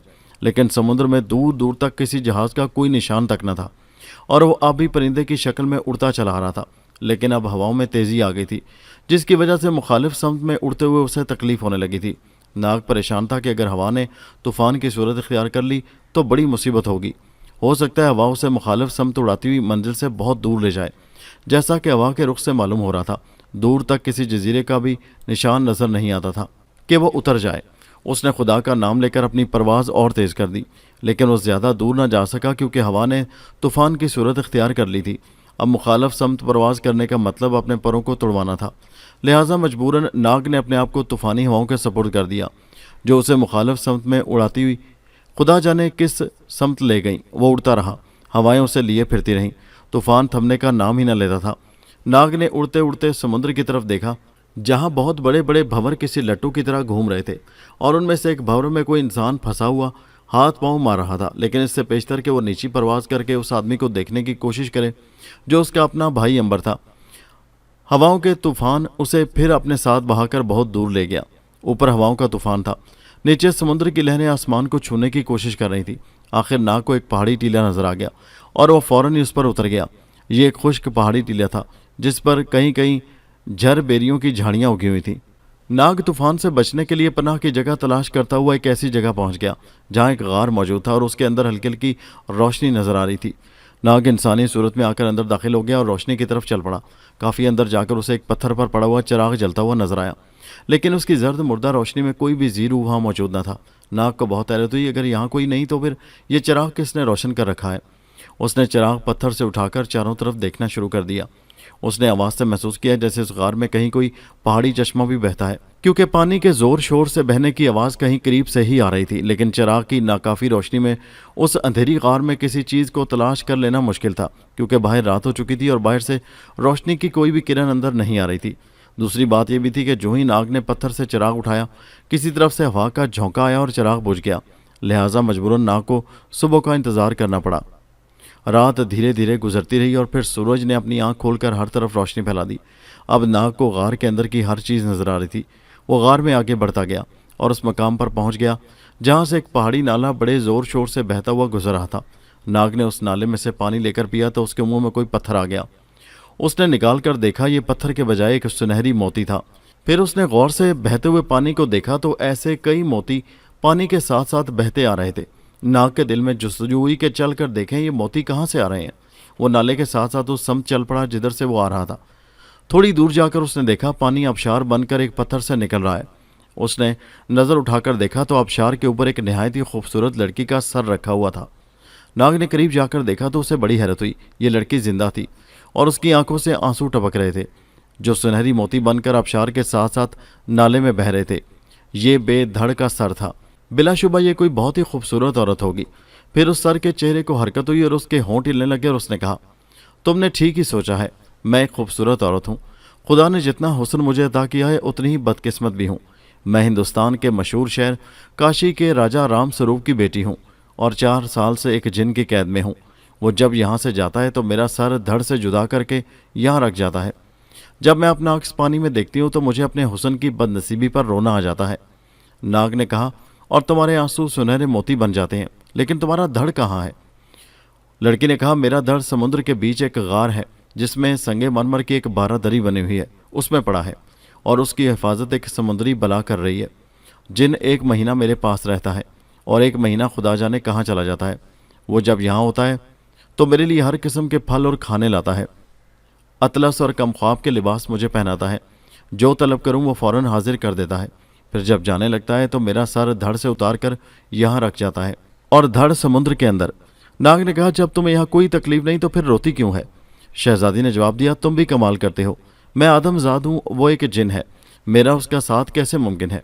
और फिर अपनी सखियों, अपने माँ बाप और अपने वतन से बिछड़ने का गम किसे नहीं होता। मेरी शादी मेरे वालिद के वजीर अमीजिंद बहादुर के लड़के सुरेश चंद्र से होने वाली थी। यह जालिम मुझे शादी के मंडप से उठा लाया। सुरेश भी खूबसूरत और बहादुर हैं। हम बचपन से एक दूसरे को चाहते थे और यही वजह थी कि मेरे बाप ने अपनी इकलौती बेटी की ख्वाहिश का एहतराम करते हुए मेरी शादी सुरेश से कर दी।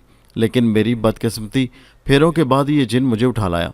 हिंदू मज़हब के मुताबिक 7 फेरे पूरे हो चुके हैं और सुरेश ही मेरे पति हैं। और वो ज़्यादा रोने लगी। नाग का दिल पसीज गया और उसने कहा, रो नहीं शहजादी, मैं वादा करता हूँ कि तुम्हें इस जिन से रिहाई दिलवाकर तुम्हारे खाविंद के पास पहुँचा दूंगा। मुझे बताओ वो जिन कब यहाँ तक आने वाला है? शहजादी ने कहा, अभी तो उसे गए हुए सिर्फ 1 ही हफ्ता हुआ है। नाग ने कहा, अगर मैं किसी सूरत तुम्हारा धड़ समुद्र से लाकर तुम्हारे पास ले आऊँ तो ये सर से कैसे जुड़ेगा? शहजादी ने कहा, सोच लो, जज्बाती फैसले ठीक नहीं होते। क्या तुम समुद्री चड़ेल का मुकाबला कर सकोगे? नाग ने कहा, यह मुझ पर छोड़ दो, सिर्फ ये बताओ तुम्हारा धड़ सर से कैसे जुड़ सकता है? शहजादी ने कहा, वो जादू के बोल मैं तुम्हें बता दूंगी जब तुम धड़ लेकर आओगे। नाग ने कहा, जब तुम्हारा सर धड़ से मिल जाएगा तो फिर और कौन सी रुकावट रह जाएगी? शहजादी ने ठंडी सांस भरकर कहा, वही जिन। जब मेरा सर धड़ से मिल जाएगा तो फ़ौरन उसे इतला हो जाएगी और वो फ़ौरन यहाँ पहुँच जाएगा और तुम्हें कच्चा ही चबा जाएगा। नाग ने कहा, तुम मेरी फिक्र न कर, मैं किसी जिन से नहीं डरता। ये बता दो कि समुद्र के नीचे जो बारादरी है उस जगह का कोई निशान भी है? शहजादी ने कहा, हाँ, तुम बाहर जाकर यहाँ से दाएं तरफ समुद्र के किनारे चले जाओ, जहाँ एक सुर्ख फूलों वाला दरख्त नजर आएगा।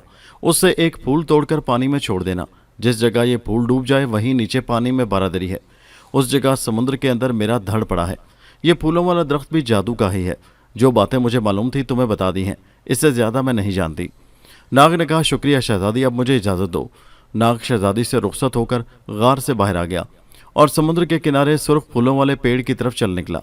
समुद्री तूफान आकर गुजर गया था। मारिया के आ जाने से एलिज़ाबेथ की तबीयत बहाल हो चुकी थी और अब फिर उन तमाम लड़कियों को नीलाम पर ले जाने की तैयारी हो रही थी।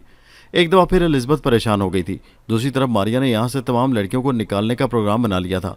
फिर एक दिन आधी रात के वक्त मारिया ने तमाम लड़कियों को बेदार किया और उनसे कहा, एक एक दो दो करके यहाँ से निकलकर समुद्र की तरफ चलें। सब लड़कियाँ सहम कर रह गईं कि ये नज़र न आने वाली कौन है जिसकी सिर्फ आवाज़ ही आ रही है। लेकिन एलिज़ाबेथ ने उन्हें यह कहकर मुतमईन कर दिया कि वो बुज़ुर्ग फिर लौट कर आ गए जिन्होंने पहले हमारी मदद की थी। उन्होंने कहा, पहरे पर मौजूद डाकुओं का क्या होगा? मारिया ने कहा, मैंने सब इंतज़ाम कर लिया है।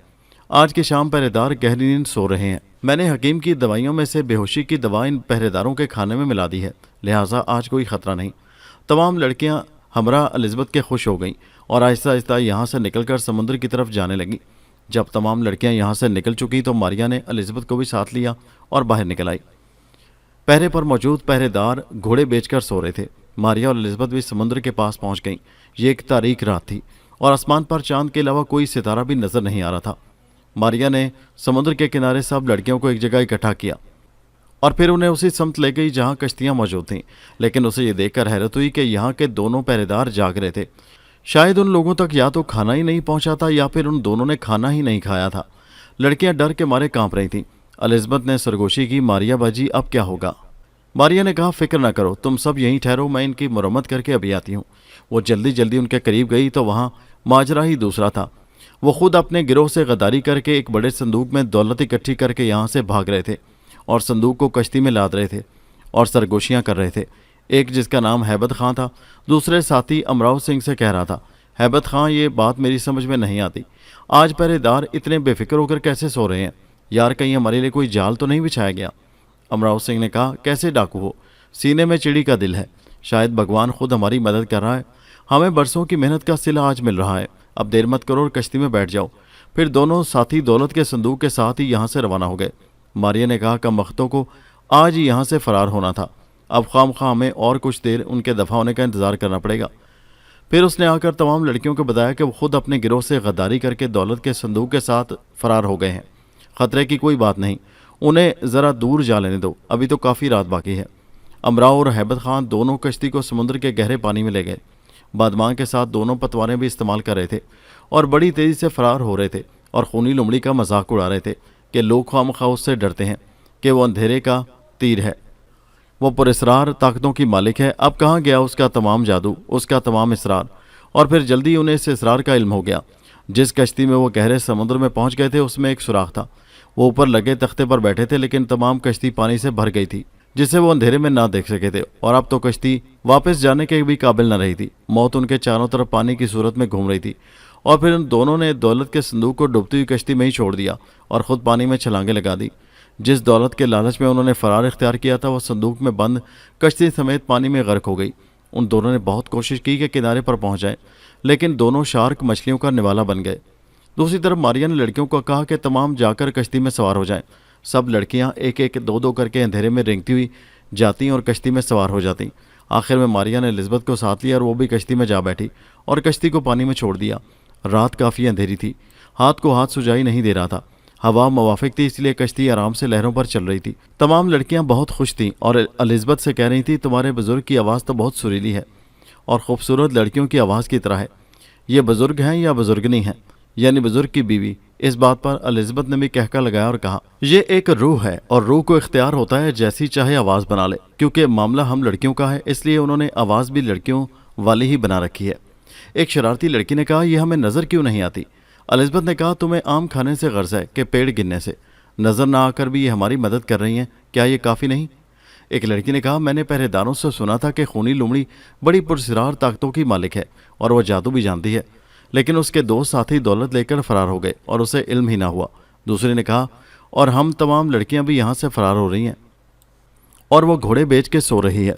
तीसरी ने कहा, लोग रस्सी का सांप बना लेते हैं, इसी दहशत के नाम पर तो वो बड़े बड़े बहादुर डाकुओं पर हुकूमत कर रही है। एक ने कहा, मेरा बस चले तो लोमड़ी की दुम काट दूं। इस बात पर फिर कहका बुलंद हुआ। मारिया खामोश बैठी ये सब कुछ सुन रही थी और इस बात पर खुश थी कि मुर्दा जिस्मों में फिर जिंदगी लौट आई है। इन्हीं खुशगपियों में सफ़र कट रहा था। कश्ती तेजी से समुद्र का सीना चीरती हुई जा रही थी। रात दबे पांव गुजर रही थी। आज़ादी का सूरज तुलू होने वाला था। तमाम लड़कियां ऊँग रही थी, लेकिन मारिया और एलिज़ाबेथ जाग रही थी। मारिया ने एलिज़ाबेथ को खामोश देकर कहा, बन्नो खामोश क्यों बैठी हो, कोई बात करो। एलिज़ाबेथ ने कहा, मारिया बाजी सोच रही हूँ तुम लोगों के एहसान का बदला कैसे चुकाऊंगी। मारिया ने कहा, एलिज़ाबेथ हमने तुम पर कोई एहसान नहीं किया। मेरी ख्वाहिश है तुम जल्द अज जल्द अपने वालिदैन के पास पहुंच जाओ तो मैं भाई अंबर और नाग की तलाश में निकलूं। एलिज़ाबेथ ने कहा, मारिया बाजी मैं अपने वतन पहुंच गई और किस्मत ने आप तीनों भाई बहन को इकट्ठा कर दिया तो मुझसे वादा करो अंबर और नाग भाई को लेकर मेरे पास ज़रूर आओगी। मेरे मम्मी डैडी आप लोगों से मिलकर बहुत खुश होंगे। आप लोगों की खिदमत करके मुझे बेइंतहा खुशी होगी। मारिया बाजी मैं अपने वतन की एक एक जगह आपको दिखाऊंगी। काश वो दिन जल्दी आए और मैं आप लोगों को लेने अपने वतन की बंदरगाह पर आऊँ। मैं आप लोगों की राह में आंखें बिछा कर रखूंगी। आओगी ना बाजी। मारिया ने कहा, एलिज़ाबेथ मैं वादा करती हूँ, वैसे हम आएँ या ना आएँ लेकिन तुम्हारी शादी पर ज़रूर मुबारकबाद देने आएंगे। एलिज़ाबेथ फ़रत मुसरत से कंधारी अनार की तरह सुर्ख हो गई। रात का अंधेरा छट रहा था और दिन का उजाला बढ़ने लगा था। लड़कियां भी जमाइयां लेकर बेदार हो रही थी। मारिया ने देखा एक लड़की उनकी तरफ पीठ किए मुसलसल पतवार चलाए जा रही थी। उस वक्त एक लड़की ने कहा, बहन एलिज़ाबेथ हम खूनी लुमड़ी के जजीरे से कितनी दूर आ गए हैं, मैं तो रात भर गहरी नींद सोई रही हूँ। दूसरी ने कहा, क्या सुबह सुबह उस मनहूस का नाम ले लिया है तुमने, लानत भेजो उस कुतिया पर। तीसरी ने कहा, उसकी दुम काटने की हसरत दिल में ही रह गई। मारिया ने देखा कश्ती जजीरे के किनारे से लग गई है। एलिज़ाबेथ ने कहा, शायद ये कोई जजीरा है। तब कश्ती पर पतवार संभाले लड़की ने मुड़कर सब की तरफ देखा तो खौफ से सबकी चीखें निकल गईं। ये तो खूनी लोमड़ी थी। तूफान खत्म होने के बाद अंबर ने पूरा जोर लगाकर उस भंवर से निकलने की कोशिश की लेकिन वो नाकाम हो गया। अब तूफान गुजर गया था, समुद्र पुरसुकून था लेकिन समुद्र का ये इलाका तो हर वक्त तूफानी हालत में रहता था। अंबर भंवर में इस तरह गर्दिश कर रहा था जैसे आजकल मसनूई सैयारे फ़ज़ा में छोड़े जाएं तो वो सूरज के गिर्द गर्दिश करते रहते हैं। आखिर तंग आकर जब अंबर भंवर का हिसार ना तोड़ सका तो उसने पानी के अंदर डुबकी लगाई और गहराई में उतरता ही चला गया। उसका ख्याल था कि काफ़ी गहराई में जाकर समुद्र पुरसुकून होगा, जिस तरह ज़मीन से ऊपर जाने वाली चीज़ों को अपनी कशिश के ज़राए अपनी तरफ खींच लेती है। इस तरह एक हद तक अंदर जाने के बाद समुद्र ने उसे अपने अंदर खींचना शुरू कर दिया और फिर समुद्र के अंदर पहाड़ी रास्तों से होता हुआ अंबर एक अजीब ही दुनिया में पहुँच गया। यहाँ समुद्र का पानी सोने का और पहाड़ियाँ चांदी की बनी हुई थी और उनके दरमियान सीप और गूंगों का एक नहायत आलीशान महल बना हुआ था जहाँ से जल परियां निकल निकल कर बाहर आ रही थी। फिर उन्होंने अंबर को अपने हल्के में ले लिया और उसे अंदर महल में ले गई, जिसकी तराश खराश देखकर अंबर दंग ही रह गया। अंदर जमुर्द और याकूत की सिलें चीर कर ऐसे ऐसे खूबसूरत सतून और महराबें बनाई गई थी जिन्हें देखकर अकल दंग रह जाती है। अंबर ने अहराम मिस्र, अलोरा और अल्फटा के गार भी देखे थे। अलमरा के महलात भी वो देख चुका था लेकिन ये तमाम उस महल के उशर अशीर भी ना थे। अंदर रोशनी के लिए छत और दीवारों में हीरे जड़े हुए थे जिनकी आबोताब ने महल को मुनव्वर कर रखा था। फिर वो तमाम जलपरियां अंबर को लेकर एक सजे हुए कमरे में दाखिल हुई। यहाँ हर किस्म का सामान मौजूद था। अंबर यहाँ की दीवारों और छतों के नक्शो निगार, यहाँ की आराइशो ज़ेबाइश देखकर दंग रह गया। फिर अंबर ने उनसे पूछा, मुझे यहाँ क्यों लाया गया है? एक जलपरी ने अपनी ज़ुबान में जवाब दिया जो लहरों के दोष पर होता हुआ अंबर के दिमाग में अल्फाज की सूरत में ढल गया। उसने जवाब दिया, तुम्हारे हर सवाल का जवाब जल परियों की मलका देगी। उधर पतवार चलाने वाली लड़की ने कश्ती किनारे लग जाने के बाद मुड़कर देखा। तमाम लड़कियों की चीखें निकल गईं क्योंकि ये लड़की खुद खूनी लोमड़ी थी। कैदी लड़कियां इस तरह खौफ से कांपती उसकी तरफ देख रही थी जैसे उन्होंने कोई नागिन अचानक सामने देख ली हो। खूनी लोमड़ी ने कहर अंगेज निगाहों से उनकी तरफ देखकर कहा, मेरी लंबी ज़िंदगी में पहली बार मेरे दो साथियों ने गद्दारी की कोशिश की और वह चुराई हुई दौलत के साथ समुद्री मछलियों की खुराक बन चुके हैं। तुमने ये देखकर फरार की कोशिश की कि मैं बेखबर सो रही हूँ, लेकिन देख लो मेरे सर से लेकर पाँव तक आंखें ही आंखें हैं। मुझे धोखा देकर फरार होने वाला मुजरिम पाताल में भी चला जाए तो मेरी आंखों से पोशीदा नहीं रह सकता। ये नीली आंखों और सुनहरी बालों वाली लड़की जिसकी हिमायत पर तुम लोगों ने फरार की कोशिश की, इसका वजूद दूसरों को नजर नहीं आ सकता, लेकिन मैं इसे शीशे में नजर आने वाले अक्स की तरह देख रही हूँ। मारिया, मैंने तुम्हारे माजी में झांक कर देख लिया है। हजारों साल से तुम लोग मिलते और बिछड़ते चले आ रहे हो। अंबर फिरौनों की औलाद है और नाग हजारों साल पुराना मिस्री सांप है।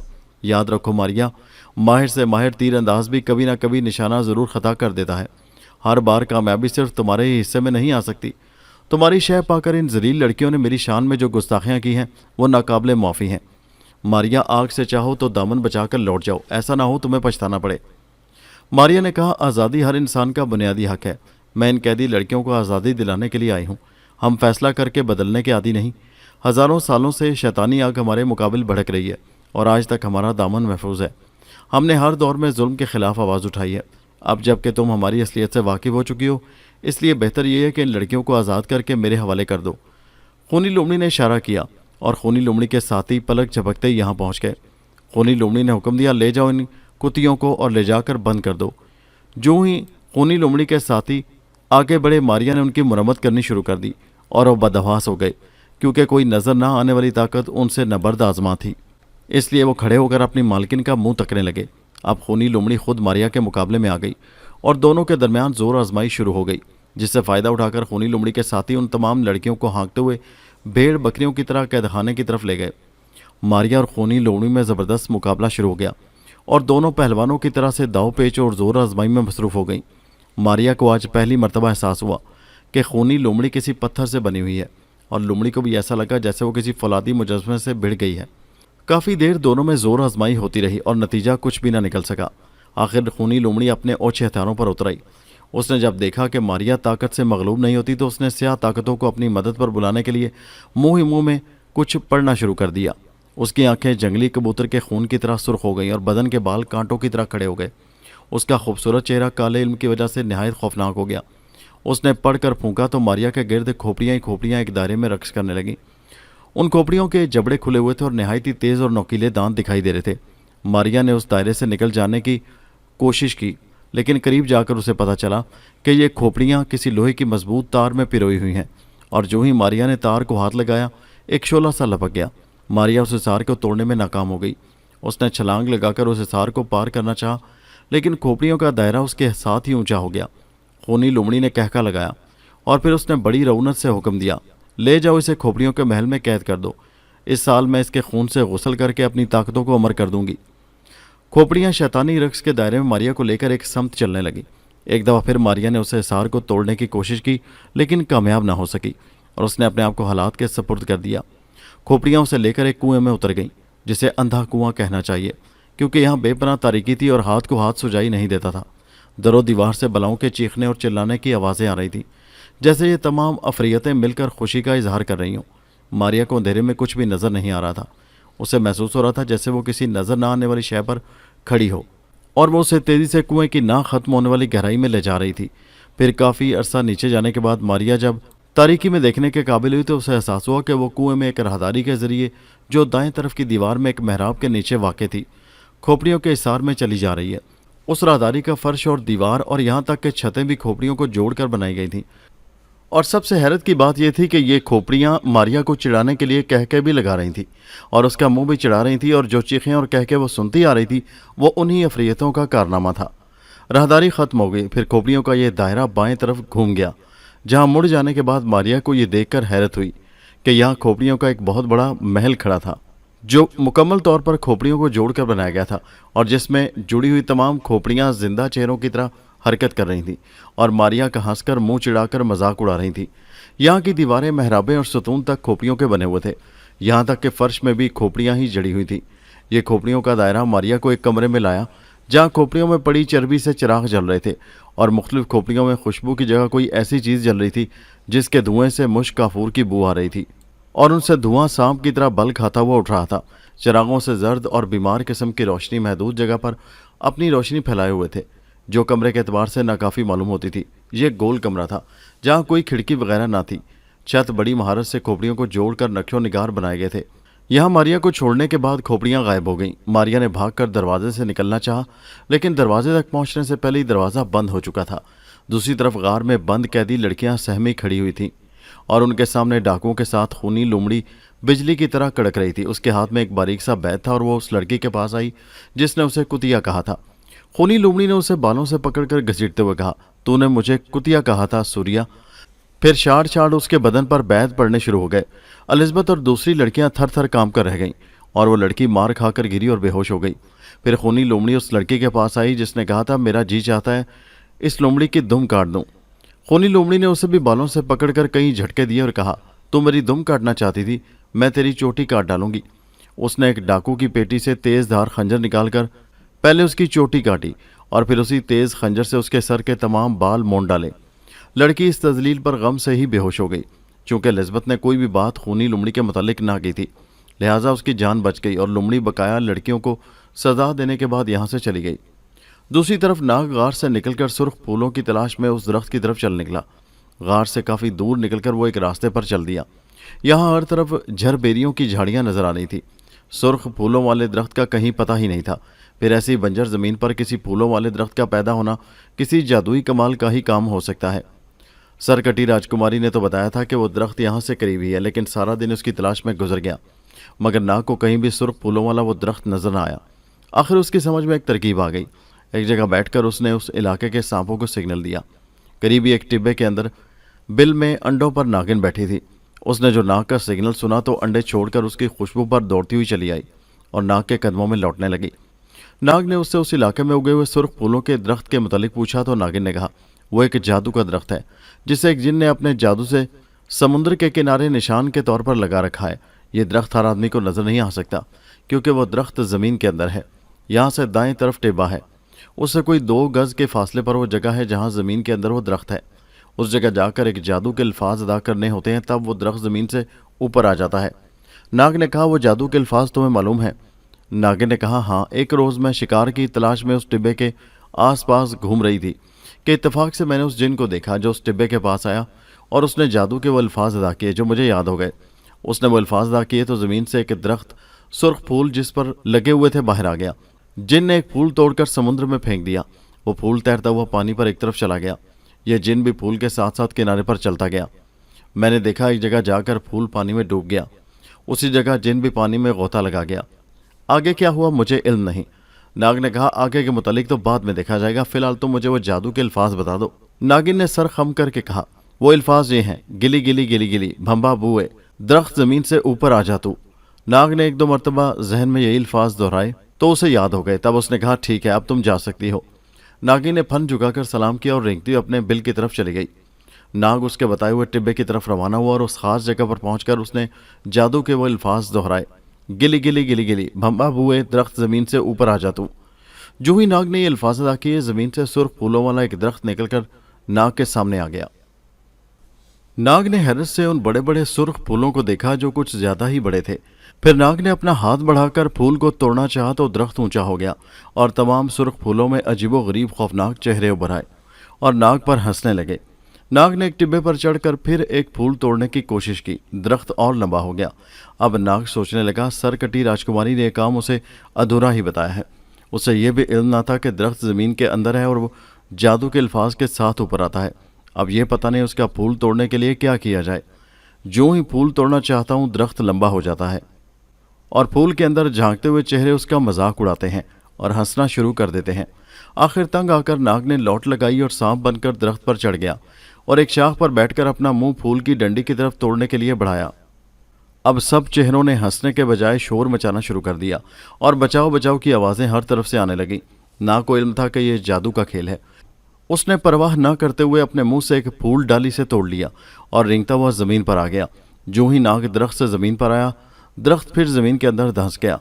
नाग ने लौट लगाकर इंसानी शक्ल इख्तियार की और सुर्ख फूल समुद्र में फेंक दिया। फूल तैरता हुआ एक सिमत को चल दिया। नाग को यह देखकर बड़ी हैरत हुई कि फूल बहाव की तरफ नहीं बल्कि मुखालिफ समत में तैरता हुआ जा रहा था, पानी के बहाव के खिलाफ। नाग भी उसी समत चलता रहा और उसकी नज़र फूल से एक लम्हा के लिए भी ना हटी। फिर एक जगह जाकर फूल समुद्र में डूब गया। नाग तो पहले से ही तैयार था। इसी मकाम पर नाग ने भी समुद्र में छलांग लगा दी। नाग को समुद्र के नीले पानी में फूल नीचे जाता हुआ साफ नजर आ रहा था और नाग भी उसके पीछे ही पानी के अंदर तैरता हुआ चला जा रहा था। पानी की सतह से काफ़ी नीचे जाकर नाग ने देखा लंबी लंबी लचकदार जड़ों वाले दरख्त पानी में बने हुए पहाड़ी टिब्बों पर उगे हुए थे, जिनकी शाखें जड़ों की तरह लचकदार और दूर तक पानी में तैरती फिर रही थी। फूल उन टिब्बों के दरमियान बने हुए रास्ते पर दाएं तरफ मुड़ गया, लेकिन जो ही नाग उस समत मुड़ने लगा, दरख्तों की तैरती हुई शाखें तेंदुए की लातादार टांगों की तरह नाग के जिस्म से लिपट गईं। नाग को ऐसा लगा कि उसके तमाम जिस्म को किसी ने रस्सियों से जकड़ लिया है और ये बंदिश सख्त होनी शुरू हो गई और ये नरम और लचकीली शाखें नाग के गोश्त में रेशम की बारीक डोरी की तरह धंसना शुरू हो गईं। नाग ने उनको तोड़ना चाहा, लेकिन ये बात उसकी ताकत से बाहर निकली और वो कोशिश के बावजूद उनको ना तोड़ सका। फिर उसने जल्दी से पानी के सांप का तस्वुर किया और वो आदमी से एकदम सांप बनकर उस बंदिश से आज़ाद हो गया और तैरता हुआ दाएं तरफ वाले रास्ते की तरफ मुड़ गया जिधर वो फूल गया था। अब उसके सामने पानी में संगे मरमर की एक बारादरी मौजूद थी, जिसके दरमियान एक चबूतरे पर राजकुमारी का धड़ पड़ा हुआ था। लेकिन उसके साथ ही एक तरफ से एक घड़ियाल अपना मुंह खोले सांप को निगलने के लिए निकल पड़ा। नाग एकदम आदमी के रूप में आ गया और गोता लगाकर घड़ियाल के हमले से बच गया। दूसरी तरफ घड़ियाल ने भी अपनी शक्ल तब्दील कर ली। अब नाग ने सामने एक चुड़ैल अपने हाथ में एक लंबी तलवार लिए खड़ी थी। उसने नाग को देखकर कहका लगाया और कहा, हकीर कीड़े, मैं समुद्री चुड़ैल हूँ। तूने अपने मौत के दरवाजे पर दस्तक दी है। मैं तेरे टुकड़े टुकड़े कर दूंगी ताकि फिर तू दोबारा जिंदा न हो सके। चुड़ैल ने बढ़कर नाग पर अपनी तलवार का भरपूर वार किया, जो बिलाशुबा कई मन वजनी थी और जिसकी धार बाल से भी ज्यादा बारीक थी। नाग ने फुर्ती से वार बचाया और लौट लगाकर मछली बनकर पानी में मौजूद काई, जो लंबी होकर झाड़ियों की तरह पानी में फैली हुई थी, उसमें गायब हो गया। क्योंकि नाग अंबर तो था नहीं जिसके जिस्म पर तलवार जख्म नहीं लगा सकती। फिर उसे ख्याल था कि अगर उस चुड़ैल ने उसका जिस्म टुकड़े टुकड़े कर दिया तो उसकी जिंदगी खत्म हो जाएगी। बला ने कछुए का रूप धार कर मछली की तलाश शुरू कर दी, लेकिन नाग काई में महफूज हो चुका था। कछुआ उसे तलाश न कर सका। नाग छुपा ये सोच रहा था कि बला से मुकाबला करके जीतना बहुत मुश्किल है। बेहतर यही है उसकी गफलत में यह काम सर अंजाम दिया जाए। दूसरी तरफ कछुए ने काफ़ी देर तक नाग को तलाश किया और आखिरकार ये समझ करके शायद नाग मछली बनकर समुद्र से बाहर चला गया है। चुड़ैल कछुए से फिर अपने असली हालत में आकर बारादरी में लेट गई। अब नाग को एहसास हो गया था कि जिस काम को वो आसान समझकर राजकुमारी से वादा करके चला आया था, बिलाशुबा राजकुमारी के बकौल ये एक जज्बाती फैसला था। अब वो छुपा हुआ उस चुड़ैल के सोने का इंतजार करने लगा। आधी रात तक नाग को उसका इंतजार करना पड़ा क्योंकि वह जरा मोहतात हो गई थी। लेकिन आधी रात के बाद नाग को उसके खौफनाक खराटों की आवाज़ आने लगी। नाग काई से निकल आया और अगर नाग का रूप धार लिया। अगर नाग एक ऐसा खतरनाक सांप होता है जिसकी फुनकार से आग लग जाती है। वो रेंगता हुआ सोई हुई चुड़ैल के पास आया और फिर भरपूर फूंक मारी। चुड़ैल के जिस्म में आग लग गई। अगन सांप उड़ता हुआ राजकुमारी के धड़ के नीचे छुप गया। एक खौफनाक चीख के साथ चुड़ैल उठ खड़ी हुई। फिर उसने कोई मंत्र पढ़कर अपने जिस्म पर फूंक मारी तो आग बुझ गई। चुड़ैल ने एक कहका लगाया और कहा, ये कैचवे नहीं जानते, मेरी जान मेरे इस जिस्म के अंदर नहीं बल्कि इस गार में है, जहाँ एक महान जिन का घर है और वहाँ जाना बहुत मुश्किल है। उसके अंदर नाले की आबशार पर राजकुमारी के कटे हुए सर के पीछे एक सूखे हुए दरख्त पर एक उल्लू बैठा है। उसमें मेरी जान है। उसकी हिफाजत 12 जादू की चमगादड़ें कर रही हैं। मगर ये गुस्ताख केंचुआ कहाँ चला गया है? मैं उसे खटमल की तरह मसल कर रख दूंगी। वो चारों तरफ अगन सांप को तलाश करने लगी। उसे क्या खबर कि अगन सांप मक्खी बनकर अब राजकुमारी के धड़ से लिपटा हुआ है। आखिर काफ़ी तलाश के बाद चुड़ैल फिर अपनी जगह पर लेटकर सो गई और खराटे लेने लगी। नाग ने उसके मुंह से सुन लिया था कि उसकी जान उल्लू में है। जो ही चुड़ैल खराटे लेने लगी, उसने मक्खी से इंसानी शक्ल में अपने आप को तब्दील कर लिया और धड़ को उठाकर यहाँ से ले जाने के मुतालिक गौर करने लगा। फिर उसे अमली जामा पहनाने के लिए जो ही उसने धड़ को हाथ लगाया, एकदम चुड़ैल ने करवट बदली। नाग समझ गया कि धड़ को हाथ लगाने से कोई ऐसा सिलसिला ज़रूर कायम है जिससे चुड़ैल को खबर हो जाती है। अब उसने फैसला कर लिया कि पहले इस नामुराद को रास्ते से हटाना होगा, वरना कामयाबी बहुत मुश्किल है। ये सोचकर दोबारा नाग मछली बनकर पानी में तैरता हुआ उन आदमखोर दरख्तों से बचकर निकल गया। जो ही वो मोड़ मोड़ कर वसी समुद्र में आया, एक बड़ी मछली उसे निगलने के लिए झपटी। ये नाग के लिए बड़ा ही नाजुक मरहला आ गया था। एक दफ़ा फिर उसने अपने आप को इंसान में तब्दील किया, लेकिन बड़ी मछली उसको अपने जबड़ों में ले चुकी थी। दोस्तों, ये दिलचस्प कहानी अभी जारी है।